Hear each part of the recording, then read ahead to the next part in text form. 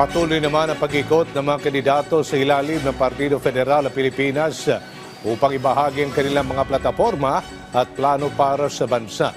Aminado naman ang campaign manager ng Alyansa para sa Bagong Pilipinas na lumalakas ang nakukuha nilang suporta mula sa publiko.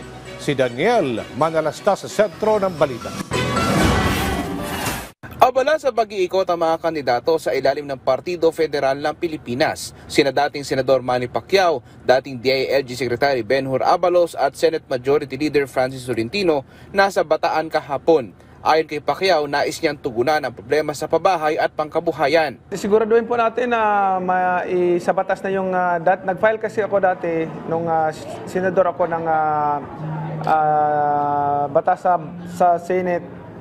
SB 2463, which is Free Public Housing Act, and hindi lang na isabatas. Ngayon sisiguraduhin ko na maisabatas yun. Si Tolentino naman ipinahayag na malapit nang ipamahagi ang kompensasyon para sa mga mangingisdang sinalanta ng malawakang oil spill. Ito raw ay batay sa impormasyong ibinahagi sa kanya ng alkalde ng Limay. Para naman sa iba pang aktibidad ng mga kandidato sa ilalim ng Alyansa para sa Bagong Pilipinas, si Senador Bong Revilla hindi lang daw ipaglalaban ang pagpapalakas ng benepisyo. Sisikapin din daw niyang maging abot kamay ito ng mga Pinoy. Ayon sa gobernador naman ng Bataan, pati mga pambato ng Alyansa, susuportahan nila. Bataan, yeah, kasama po yun.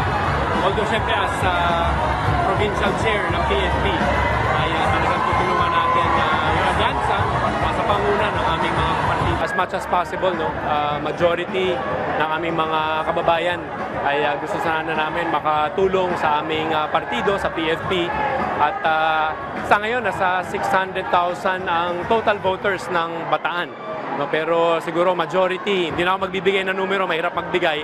Pero we're hoping na majority ay madadala natin para sa partido. Sa tansya naman ni Navota City Representative Toby Tiangco, habang papalapit ang Hatol ng Bayan 2025, mas lumalakas pa umano ang nakukuhang suporta mula sa publiko ng mga pambato ng administrasyon sa pagkasenador.